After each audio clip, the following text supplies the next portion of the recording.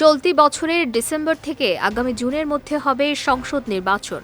এখন পর্যন্ত নির্বাচন নিয়ে কথাই বলে আসছেন প্রধান উপদেষ্টা এবং তার দফতর।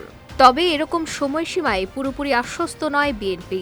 তাই সুনির্দিষ্ট রোডম্যাপ ঘোষণার জন্য আগামীকাল প্রধান উপদেষ্টার সঙ্গে বৈঠকে বসছে বিএনপি।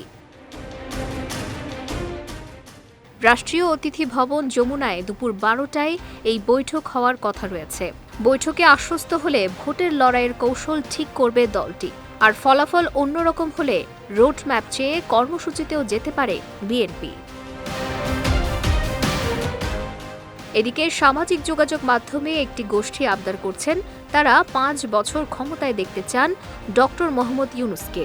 জাতীয় নাগরিক পার্টির নেতা সার্জিস আলমও সম্প্রতি ফেসবুকে পোস্ট দিয়ে মোহাম্মদ ইউনূসকে 5 বছরের জন্য নির্বাচিত প্রধানমন্ত্রী হিসেবে দেখতে চান বলে জানিয়েছেন।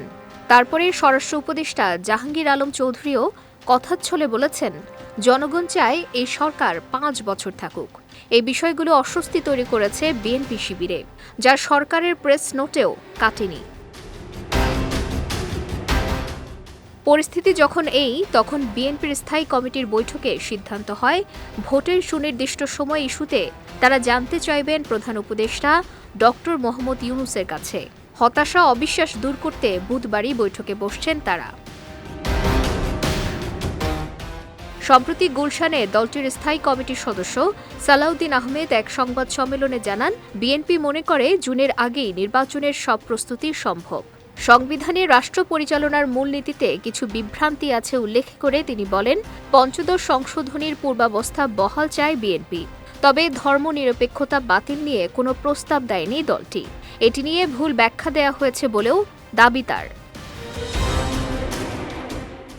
দলটির স্থায়ী কমিটির আরেক সদস্য মির্জা আব্বাস বলেছেন, যারা ডক্টর ইউনূসকে 5 বছর রাখার চেষ্টা করছে তারাই তাকে প্রিয় জায়গা থেকে নামিয়ে দেবে এবং তার সব অর্জন নষ্ট করে দেবে, কারণ একটা সরকার নির্বাচন ছাড়া থাকতে পারে না। দলটির মহাসচিব মির্জা ফখরুল ইসলাম আলমগীরের নেতৃত্বেই বৈঠক হবে প্রধান উপদেষ্টার সঙ্গে। এরপর কি নির্বাচনের প্রস্তুতি নাকি নির্বাচনের জন্য কর্মসূচি, সেই সিদ্ধান্ত নির্ভর করছে বৈঠকটির ওপর। বিজয় টিভি নিউজ ডেস্ক।